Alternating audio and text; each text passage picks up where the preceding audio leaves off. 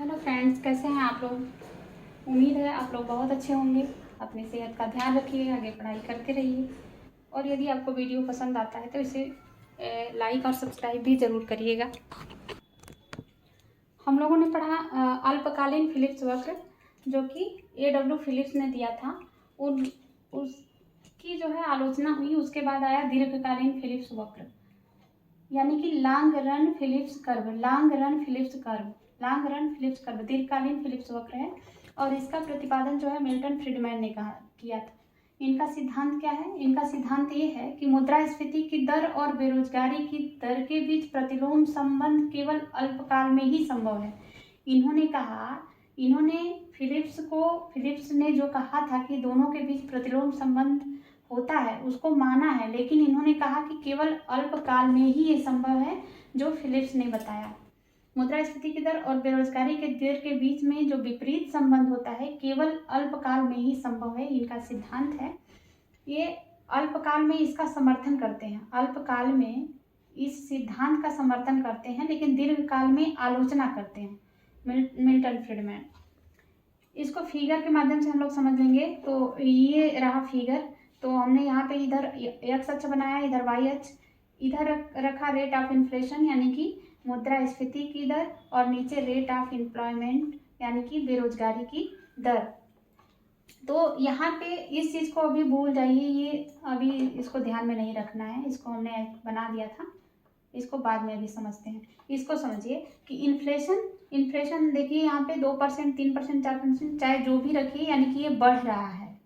लेकिन ये बेरोजगारी की दर 5 और 6% है, और ये मुद्रास्फीति की दर तो बढ़ रही है। ALRPC है, यानी कि लॉन्ग रन फिलिप्स कर्व, ठीक है, दीर्घकालीन फिलिप्स वक्र है ये।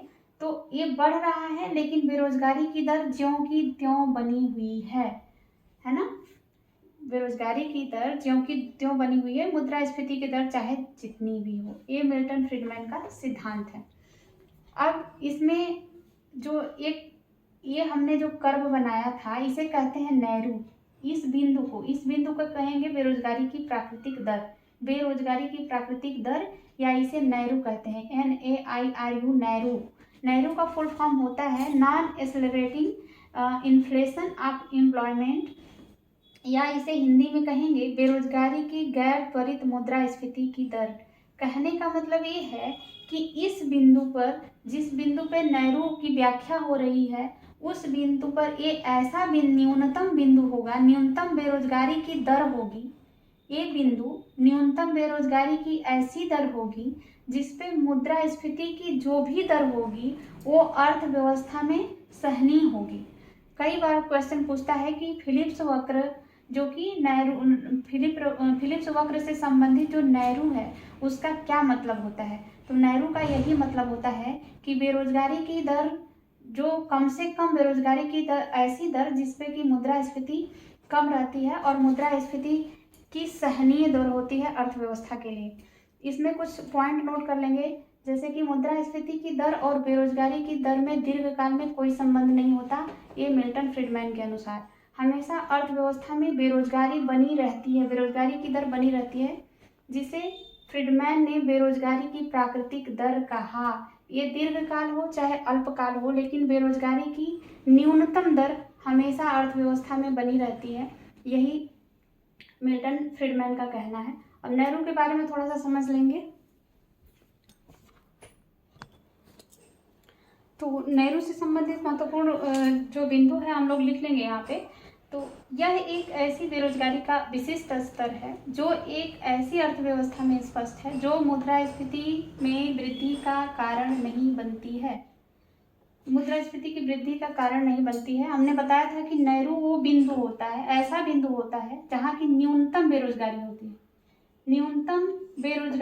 है, न्यूनतम बेरोजगारी, और इस न्यूनतम बेरोजगारी पर मुद्रास्फीति की जो भी दर होगी वो अर्थव्यवस्था के लिए सहनीय होगी। तो मुद्रास्फीति में वृद्धि का कारण नेहरू नहीं बनता है।